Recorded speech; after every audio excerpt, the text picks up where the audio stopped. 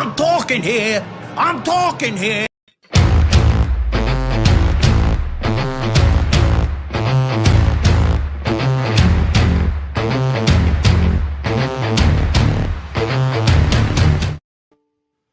That is a beautiful thing. Hey, Steve Rizzo here, and welcome to Hey, I Am Talking Here, or as I like to say, Hey, I'm Talking Here. Welcome, everyone. This is a show about empowerment. This is a show that will take you to a better place personally and professionally, and in my view, that is the ultimate success. And this show is brought to you by Conversations with Bob. Conversations with Bob. There you go. It's right there. But I'm not, all you see is half my face. Bruce, what's going on? Now we see Bruce. Bruce is the tech guy, folks. And he didn't even have a glass of wine yet. Anyway. It worked in rehearsal. Oh, man. Did Bob do that, or was that you, Bruce? It worked in rehearsal. Yeah, I know. It always works in rehearsal. So anyway. Conversations with Bob is a book that I wrote, and it took me 8 years to write. And if you're wondering who Bob is the power that resides in each and every one of us, that always brings out the best in us, regardless of our circumstances. It doesn't matter what you call this power, okay? People call it different names. Some people call it the universe. Some people call it the light, the force, their true self, their higher self. Most people call it God. You can call it Superman or Wonder Woman. It doesn't matter what you call it. What's really important, folks, is that this power has the answers to all of your questions, and it has the solutions to all of your problems. All you need to do is to learn how to connect to it and communicate with it. And Conversations with Bob, the book, will show you how. And I will leave you with this. It is my belief that after you've read this book from cover to cover, you will realize how much power you have over every single aspect in your life. I'm not bragging. I'm just saying. I'm just telling you the way it is.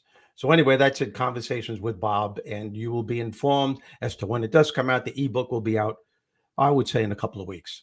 And right now, it's my pleasure to introduce to you my team, my friends, my cast, my director, producer, and sometimes good tech guy. We have the incredible Bruce. Bruce, come on. Come on up and say hi. It always works in rehearsal. I know. You crack me up, man. You really do. But I love you. I do. And how are things going with you, Bruce? Good. Hit a milestone on my YouTube channel. Hit that. Really? 1,000 subscribers, 4,000 watch time hours, which means I made 17 cents over the weekend just by people watching my video. Wow. So then I don't have to pay you monthly then for what I'm doing. No, I mean, all this stuff for me. at this rate, I can get an ice cream cone. That's a beautiful thing. That's a beautiful thing. And also, let me welcome. We have a special guest today, a co-host. Kellen Ann can't make it for reasons that we will not discuss because it's none of your business, huh? And I'm going to welcome the Bam Man, my good friend Eric Bam. Thank you. Wait, what are we doing? Thought this was a wine tasting thing. Hey, you're not the only one, dude. Cheers. Thanks Cheers. for joining us. I appreciate it. Thank you for having me on and let me guest host Kellen. I don't know if you all know this, but Kellen's mom, Nana, if you ever seen her shake her moneymaker, it's impressive stuff. I'm just going to leave it at that. That's all I'm going to say. Well, thank you for sharing that with us. I really appreciate it. True story. True story. How are you? Things good? Yeah, things are going very well. Things are really cool. I'm cranking. The show's getting good reviews, and my life is good. Business is good. Personal life is really good. Yeah. I'm not letting this pandemic interfere with my joy for life. Yeah. Primarily, and it's amazing too, because in that's really kind of what this particular episode is about. Your emotional guidance system. Right. Taking control of your emotions. And a lot of people think your emotional guidance system really are based on your feelings, but there's more than that. There's a cycle involved, and I'm going to go over that cycle a little bit later on. It has to do with your thoughts, and it's a whole cycle that follows your thought process. And I think you know as many people as I do. Well, probably not even close to as many people I know, but But you know what I'm saying with this pandemic, man. Yeah. It depends. It depends on how you feel, what you're going through, the thought process you have, Right. the way you're looking at it. Are you going to surrender to it, or are you going to focus on what's working rather than fixating on what isn't working? Right. And Well, I'll tell you what I love about this conversation today, because we talked about it a little bit this morning, is I think we get past the holidays, which are still kind of wonky, weird for a lot of people. And we're into some of those kind of just the dreary days of winter into February and maybe March before we get to spring. And it's tough. And, you know, like I said, we talked about this morning, you know, thoughts are things in a lot of respects. And some people think that's kind of quirky, weird. And they say, well, I want $1 million, bring it to me. Well, it's not about that. And we'll get into that a little bit, but I think it's the perfect conversation for, you know, February 3rd in America, because I think it's important. I think you're spot on with this. Well, you know what? That was well said. And I believe that this is the perfect segue for Bob. No, the Rizzo memo. That's it. Wait, hold on. Before you Rizzo memo me, which cheers, I'm excited to that. But if you're watching, we need comments, we need questions, and we need to know what your favorite slice of pizza is. Bring that right now. Do it, people. Comment, questions, favorite slice of pizza. Oh, wait a minute. You know what? Before we get into the Rizzo memo, tell people about you and the pizza thing. Go ahead. I don't even want to talk about me. I just like, look, if I was going to go gay for anyone, it'd be you. All I want to talk about is you. So if you could read the Rizzo memo, that's all I care about. That and meatballs. I love meatballs. Okay. All right. So we'll just leave it as it's time for the Rizzo memo. The Rizzo memo.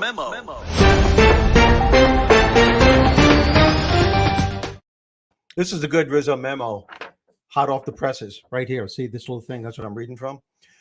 Never use your words to describe a challenging situation. Ever. Don't ever do that. Rather, use your words to change your perspective on a challenging situation.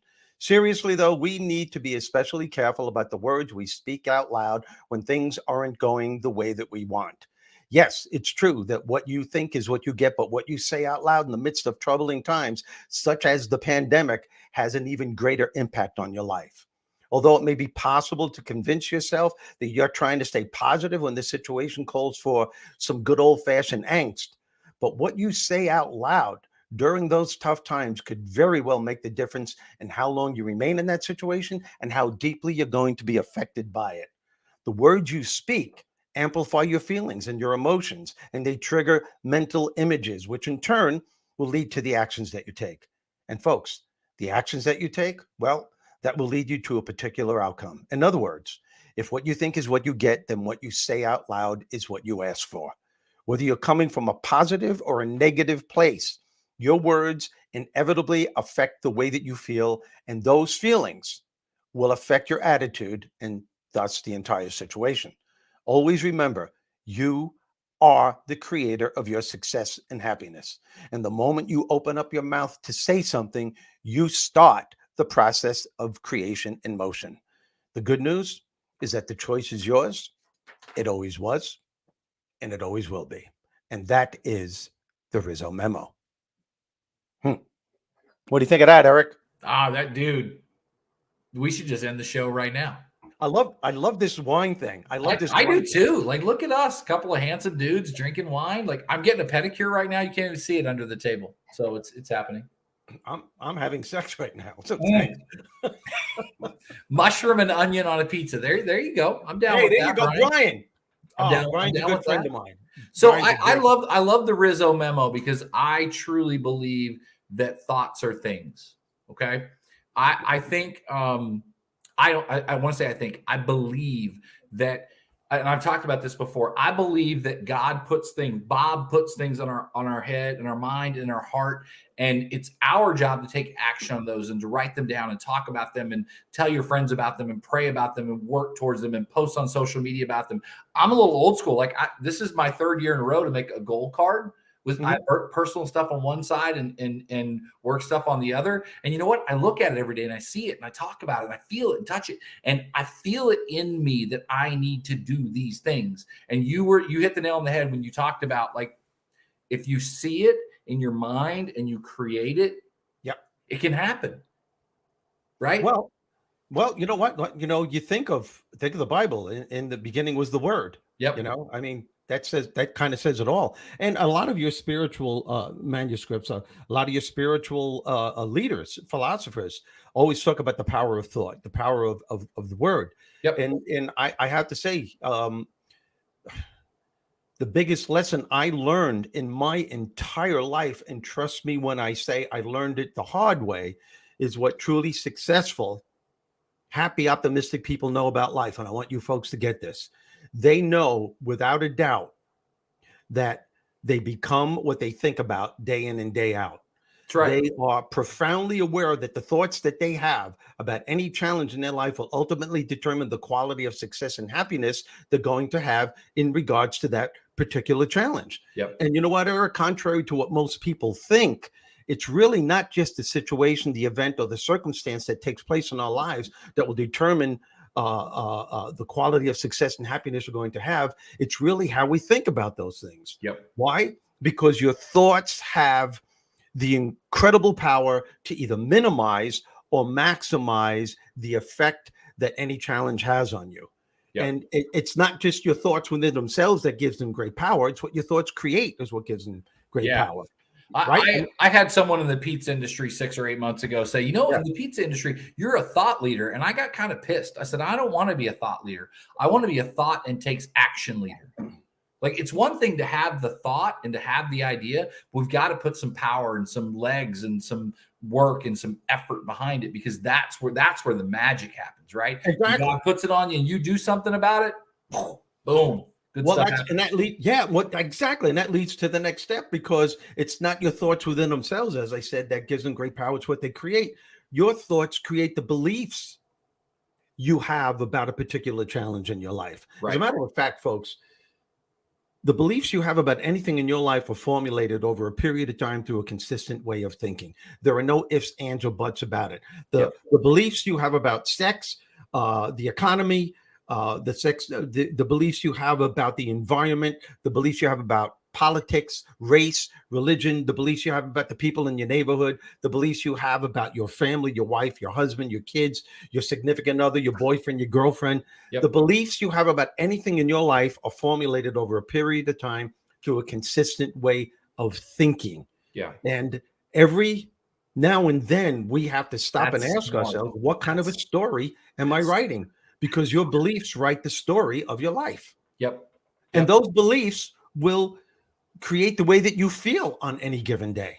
And those feelings will give you the attitude that you have on any given day.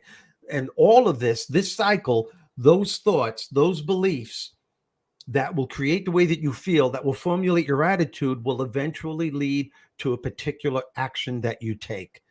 The actions that you take always lead you to some kind of an outcome.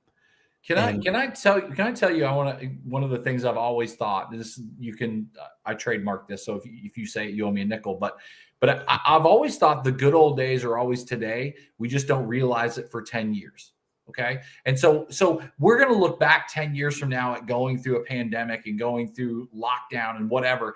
And we're not going to look back and go, we didn't have enough money. We didn't have this. We didn't have that. We're going to look back on it and go, man, I spent great time with Steve, or I did this with my family. We look back and, it's like when we were young and we had the 1-bedroom apartment and we ate peanut butter and jelly. And we look back and, do you remember how awesome that was? And people will listen to me say that and they will shake their head and they go, shoot, he's right. And the thing is, you're living that right now. So enjoy the moment today and blossom and just let it happen. Good stuff's happening right now. Great. Well said. And I'll even add to that. Yes, we could look back and we could say that weren't they great times, but those great times were based on your thought process. What were you thinking? Because there are some people 10 years from now, Eric, they're going to look back and say, why did I get so upset? Why didn't I at least try to enjoy myself more? Why didn't I appreciate? Why wasn't I grateful for what I had? Why was I always fixating on what I didn't have? And that all starts with your thought process. We take it for granted. One of the sayings that I wrote a long time ago is that time has a cruel way of saying, I told you so. Yeah. So, if you want to get your shit together, not shift, as I usually say, get your shift together. You have to stop throughout the course of a day and think about what you're thinking. Yeah. because those thoughts are creating your life in that moment. Yeah. And they will lead to the beliefs. And I know I sound repetitious, but as I've always said to you folks, since we've been doing the show, repetition is the key to learning. Yeah. And once you get that in your head, that it's your thoughts that's creating everything, because it's creating the way that you feel. And your feelings are a fundamental part of your emotional guidance system, because they're always informing you as to what direction you're going in on any particular day. Yeah. So if you're not feeling right and you're constantly fixating on what isn't working and what you don't have throughout the course of a day, you have to teach yourself to become aware of it. And then as soon as you become aware, Yep. the negativity stops, and you'll be thinking about, whoa, I got a day ahead of me. I got things I have to do. It's my kid's birthday. It's my anniversary. I have a business meeting. I have a sales call I have to make. I have to get out of this mood. Where are these feelings coming from? Yep. Then you backtrack and you start thinking about what the hell you were thinking. You were focused on all the shit that wasn't working in your life. By the way, Get Your Shift Together, one of my favorite books. Thank you, Justin. Yeah, yesterday was my birthday. I'm 52. I'm going to rock another 52 of these. And so I'm like halfway there. But you mentioned Get Your Shift Together. That's one of my favorite books of the last 5 years. I love it. I'm not saying that because you're here. I am a little bit. But well, tell them who wrote the book. Well, you did. It's written by Steve Rizzo. It's one I love it. It's a phenomenal book. But I think we sometimes, as you said, we focus so much on like the negative and what's happening, and then we look up 10 years from now and we go, "Holy crap, I had it really good," you know. Yeah. And I will tell you, for me, I'm an optimistic person just by nature. Right. And people will say, how do you wake up in such a good mood every day? Well, I don't always wake up in a good mood, but you know what I do? I get my phone every morning and I Google up like great quotes or quotes about work, or and I'll post something, and that thought sticks in my head all day, and it causes me to think the right things, whether I'm in a great mood or I'm not. And it's such a miss. You know what's funny? And I've had already 2 glasses of wine, and you're having one as well. But is we were taught as kids, like, if you talk to yourself, you're crazy. Are you freaking kidding me? I talk to myself all the time, and it's, you know what? You know who believes in the most in me? Me. Yeah. This girl Erica, who I'm kind of seeing right now, she's super cool and badass and amazing and beautiful, and I really like her a lot. But she's like, you know what I like? You're not like cocky. You're just really confident in yourself, and I am, because I know what my capabilities are. I know what I'm good at, and I focus on those things. I try to get better at them, and I want the best for my life, and that's why I do stuff like this and write down what I want, because I see it in my head. I know what it is, and it's your thought process. It all starts with that. You see it in your head, but you have to think about it before you see it in your head. You have to think about it before you write it down. And this is what I mean when I say thoughts. It's not just thoughts. It's these little things that they guide you to do, whether it's positive or negative. And I don't know why. And, I speak for people all over the country and parts of the world. And the thing is people come up to me, and this bothers me that I haven't done anything about it yet, but my mind isn't there yet. But people say, children need to hear this. Children need to hear this at a young age. They don't just have to learn reading, writing, and arithmetic. They have to learn what makes us all tick. From first grade on. If children knew the power of their thoughts, it could stop bullying, because in the long term, you could teach the kid. It doesn't matter what anybody says about you. What matters is what you think about you, what you say about you. And if you could teach them that those thoughts are creating who they are in the long run, and you can do it in a way where they get it, especially today. Kids are brilliant today. I do that with my grandkids. When I hear them going onto a negative rampage on something, I go, no. Here's a better way of doing it. I don't reprimand. I suggest a different way. And then when they do the different way, I say, how do you feel? They say better. I said, keep doing that. I love this. We could talk about this for probably hours, because I love this whole mental game of what we're talking about. And I have lunch all the time with my son, who's 24 years old. And I find it interesting that in life, as kids, and then definitely as adults, we spend so much time worrying what everyone else thinks about us. And the reality is they're worried about what you're thinking about them. And so it's on us to go out and be successful and do what we want to do. And I talk to my son about that all the time. I didn't like figure that out until I was probably mid-30s.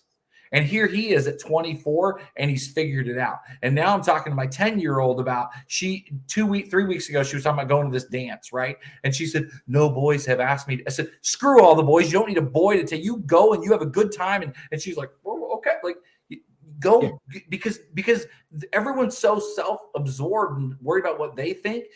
I want to say this, but I know you got something. I want to say this real quick. No, go ahead. We are going to be judged if we're very successful. And we're going to be judged by people if we fail. And the people that don't get judged are people that just don't do shit. And they walk right through the middle of life and they never take a chance. They never take a risk. So if I'm going to be judged either way for failure or for winning, I'm going to take my chances and I'm going to go for it. Because that's where the win is. Because even if I fail, I win. I learned a long time ago. I learned this the hard way. Like, if I fail, I learn from that. That's how you get better. That's how you get experience. That's how you grow as a human. That's how you become a better dad and a better husband and a better drinker of wine. And you know, that's how you become better at talking about the Falkland Islands. Like that, it's no different than probably doing a stand-up routine, right? You do it in small little places and then you get your act better and better and better because you fail at it a few times. Life is about failing. We've got to fail to be better. Yeah, exactly. And that was so well said. But the thing is that you hit on the key points. If you learn from your failures, from your mistakes, they're not failures. I was just mimicking you. So everybody does that. I'll get comments tomorrow. Why do you always hold your head? Because my head's on fire. That's how I lost my hair. Yeah. No, it's just that you're so right. Things happen to us, but if you learn from your mistakes and from your failures, what? Your opinion of me is none of my business. I was just going to say that, Phil. That's what Gandhi said. That's what Gandhi said. He said it to the entire British nation when they were saying, "Don't you have any idea what people are thinking about?" He goes, "Their opinion of me is none of my business." Right. That's exactly right. Thanks, Phil. We get in our heads too much about what other people think, and I will maybe a little step past that. If somebody is really on you because you failed, well, they're a bully and they're probably a piece of crap. Move on with your life. I mean, life is too short to worry about haters, and you know, exactly. I personally think there's enough for everybody's boat to float and to be at high tide, and life is good. But you know what? We've got to lift people up. We've got to cheer people on. You know, Kellen, who's not on tonight, I told you earlier, I described Kellen.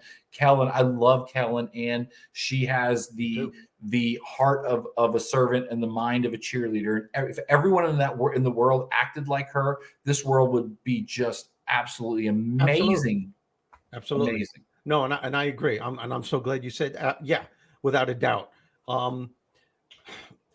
And those thoughts that you were talking about and what happens to people, the thing that causes them to get into a funk is because they start feeling inadequate, worthless, not good enough, not smart enough, not worthy enough, not pretty enough, not handsome enough. And those not enoughs is what kills people. And that's where kids got to learn it at an early age, so that when they get into middle school, which people could rip you apart when you're in your 12, 13 years old, 14 years old, they'll have more control over themselves. Yeah. And maybe there'll be more respect for each other. As a matter of fact, we're talking about feelings now. Let's get into this segment of the word according to Bob. Let's do it, Bobby. Before you play, I love you guys. Love you too, Phil. But before you play it, Bruce, I want to give it a little intro. And a little intro to you and the viewers and to you, Eric. It's the fuel that drives motivation, and it's a different perspective of feelings on how important they are and how they do run our lives. And as I said earlier, it's a fundamental part of your emotional guidance system. So let's watch this video clip from the Word According to Bob. And just so you know, folks, the messages that you hear in the Word According to Bob are messages that are a part of conversations with Bob in one way or another.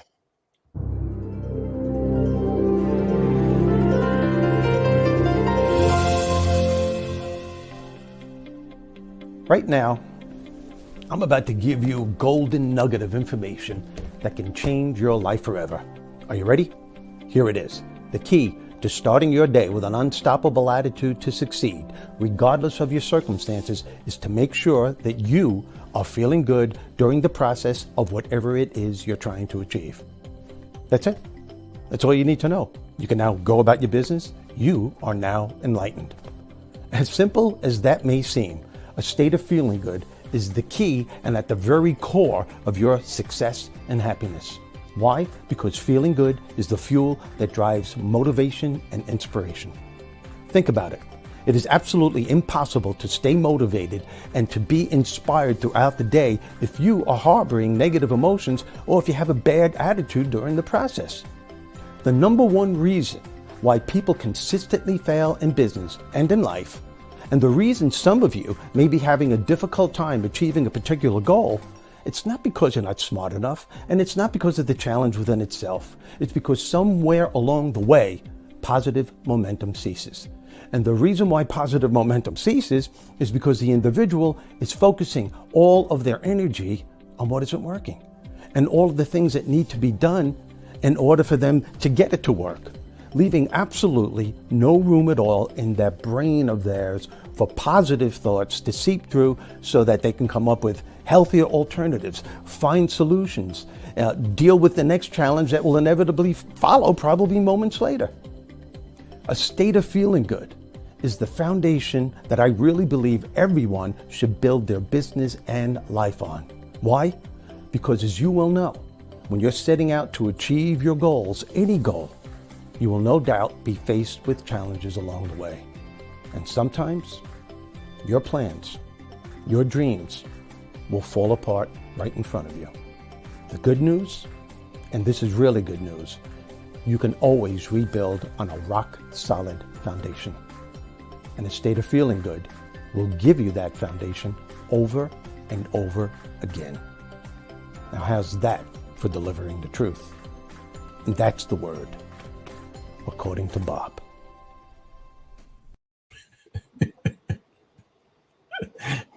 Yeah, I think I'll have a drink to that. Yeah, I got up like during the Bob, and I grabbed the bottle. So I want to throw something in because part of the conversation I had with my son this week, who's 24 and he's got a job, and he said, I'm getting into a bit of a rut, and you know what I said to him, and it's because you said positive momentum stalls sometimes, right?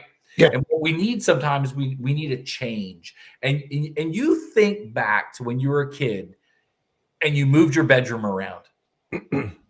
Yeah. It invigorated you as a kid to just move your bedroom around. So if you feel like you're stuck in a little bit of a rut and work, move your desk.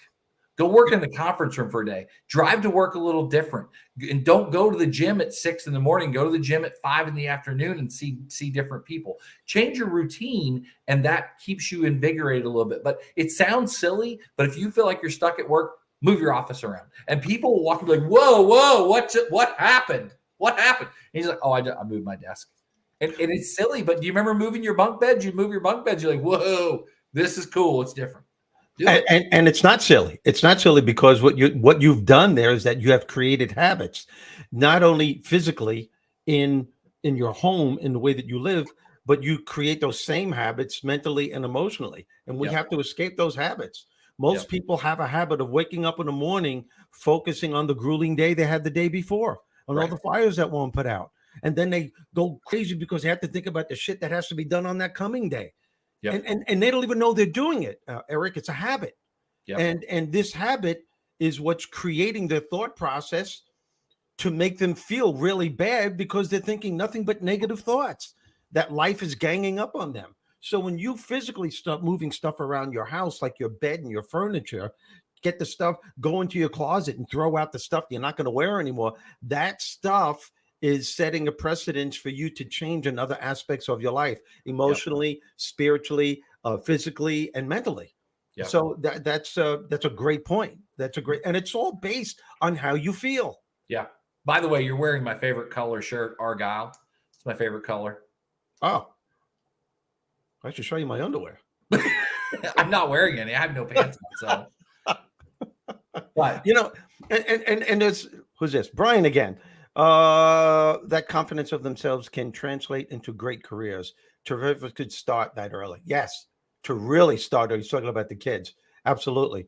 Sounds like I will Groundhog tell you. Day. So I walk every day, right? I try to walk 5 miles every day, and one of my favorite times of the day is usually first thing in the morning. And where I live is you have Bixby School District, and I'll catch either the elementary or the middle school kids as they get on the bus, right? And one of the things, like my kids right now, if you said, "What do I love about you?" They know everything, right? And so I see these kids every morning. What is today? Thursday. So Monday or Tuesday, I was walking, and God love this kid, tall, gangly, skinny, just geeky looking little dude, curly friggin' fro hair. And he's tossing this tennis ball in the air and catching it. And there were all these other kids there. And I looked at him, I got earphones in, right? I was listening to Get Your Shift Together, got earphones in. And I look at him and I do this, like, toss me the ball. So he tosses it to me. I catch it. I toss it back. And I said, "Hey, kick some ass today." And he's like, "Yeah." You know, I think sometimes, especially with kids, when we see kids that only interact with their parents, those are probably wonky interactions, or teachers that are probably wonky interactions. If you see a kid out in a cool way, be like, "Hey man, I like your shoes. Hey, I like that. I like what you're doing," because it's a crazy cool validation from an adult that's not here to judge them.